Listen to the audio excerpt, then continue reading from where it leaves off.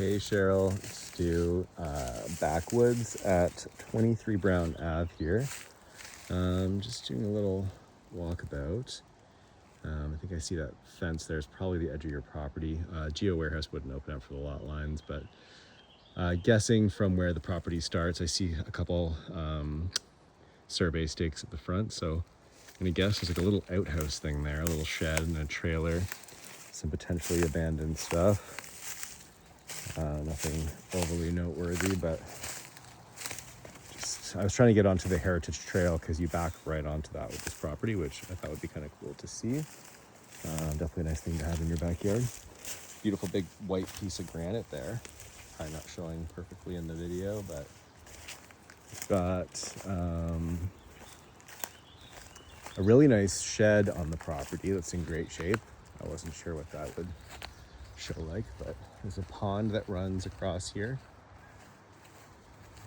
And apparently it's a area where fire trucks will come if they need to fill up.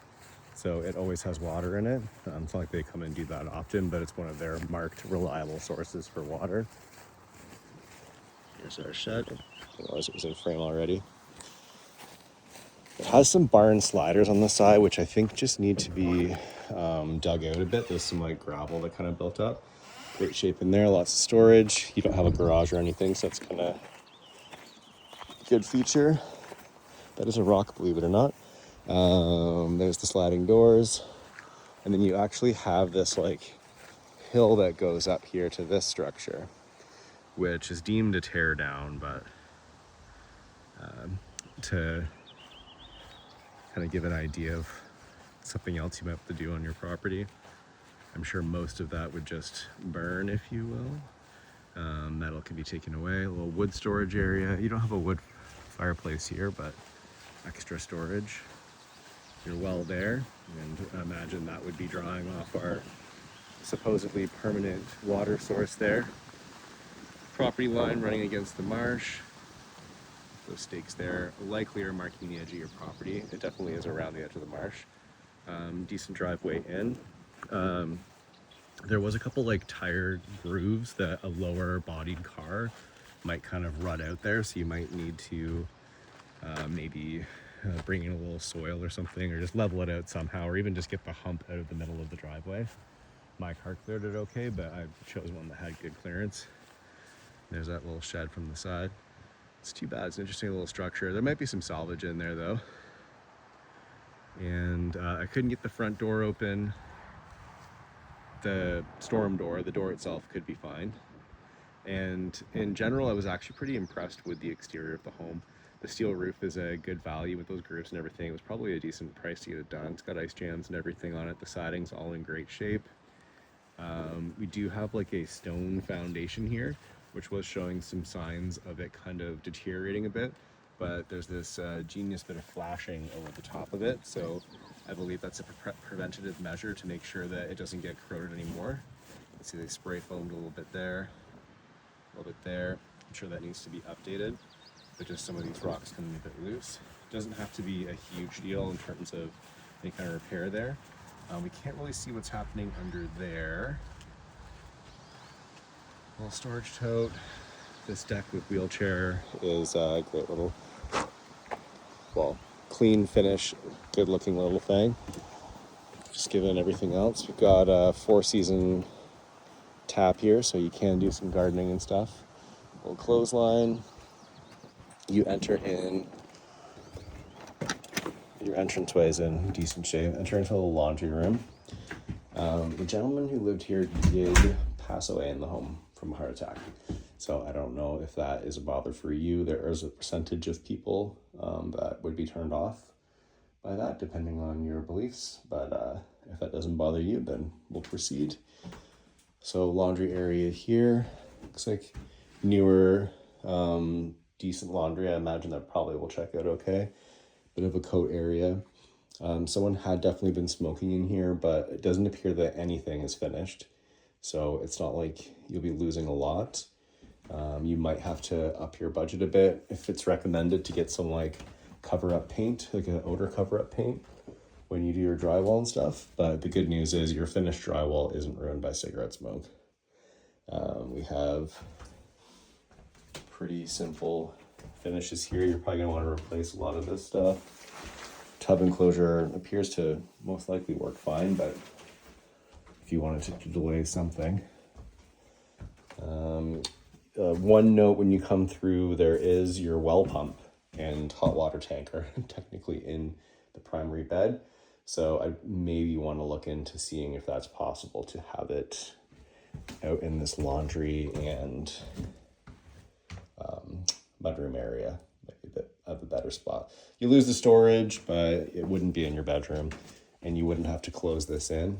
I guess you could close off that space, ruin this, or sorry, take down this kind of partition here and have a door that goes into the bedroom that way. Lots of things you can do.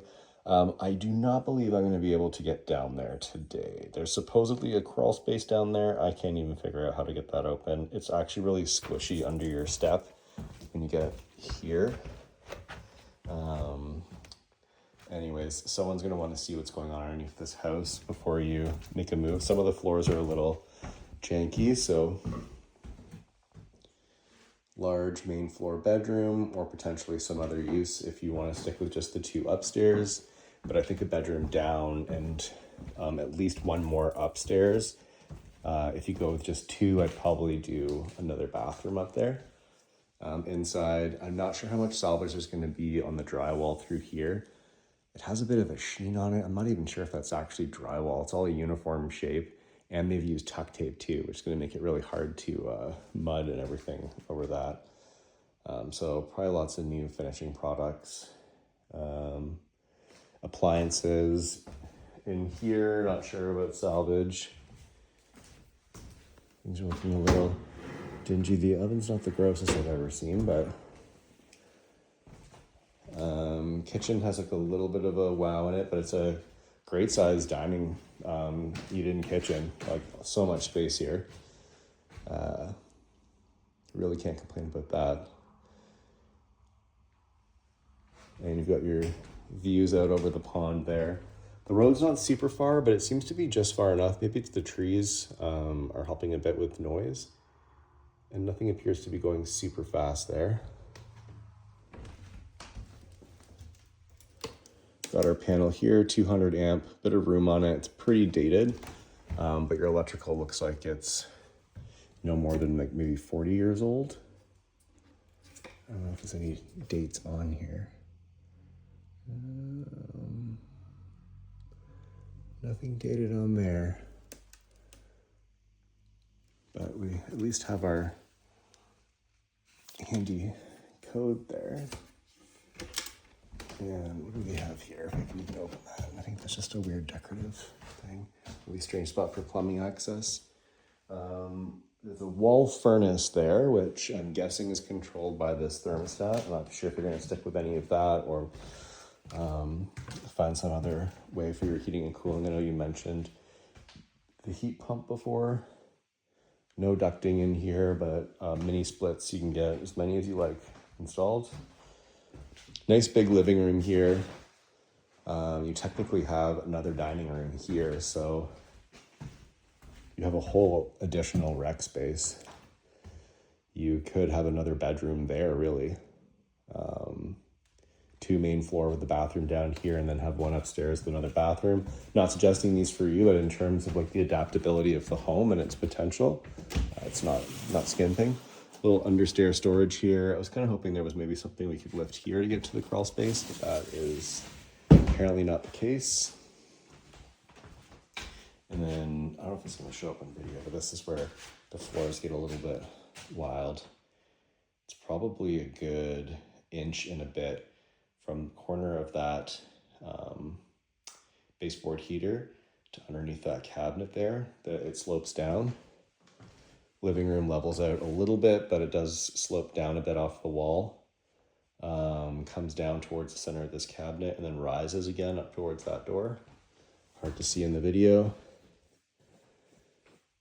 Nice bright window here though. In terms of like salvage on the windows and stuff, I don't think anything's gonna fail like immediately, but I don't believe they're doing a great job. They're gonna probably be from the 60s or 70s.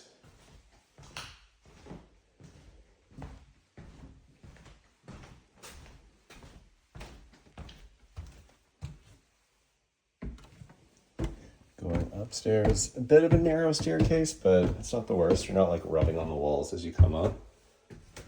Not sure what's going on with the electrical there. And then there's a smaller, just skinnier bedroom, I guess. The full size of it's not terrible, but it opens up where the ceiling pitch is. So I'm standing about here. That's at my height, so that area there would have to be kind of like a dresser or more closet space or something. An actual closet there. Beautiful view out off the back.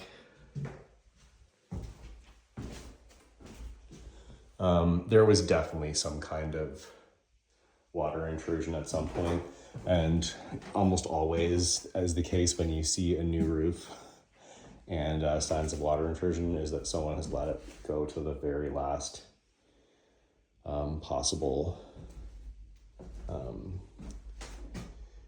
state it could be in before needing to get a roof done. I don't know if that was an insurance thing or something, how they were able to afford the new roof, but you end up with all these wetted products sealed within the home. So it does not look great here, but that doesn't mean that the house isn't protected. And if you're going to refinish this, which you likely will in all regards, that will be addressed anyways.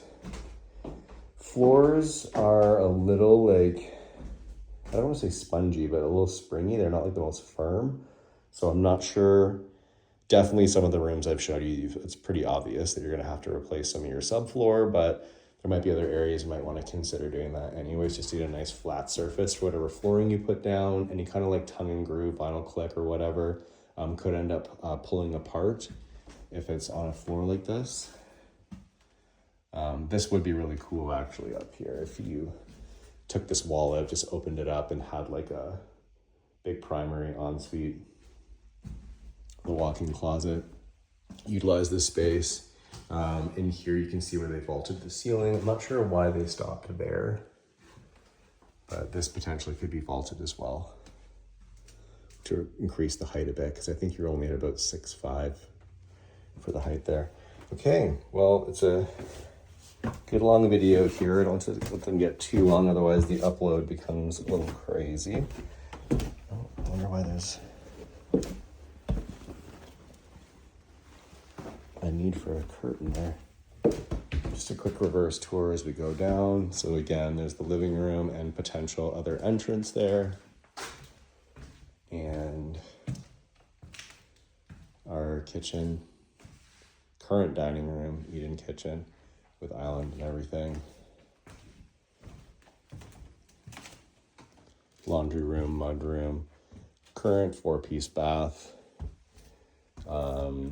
Walk through with pseudo utility and primary bed. I imagine this was the primary bedroom. Don't know if that was an old window. I guess before we finish, we can take a quick peek at that.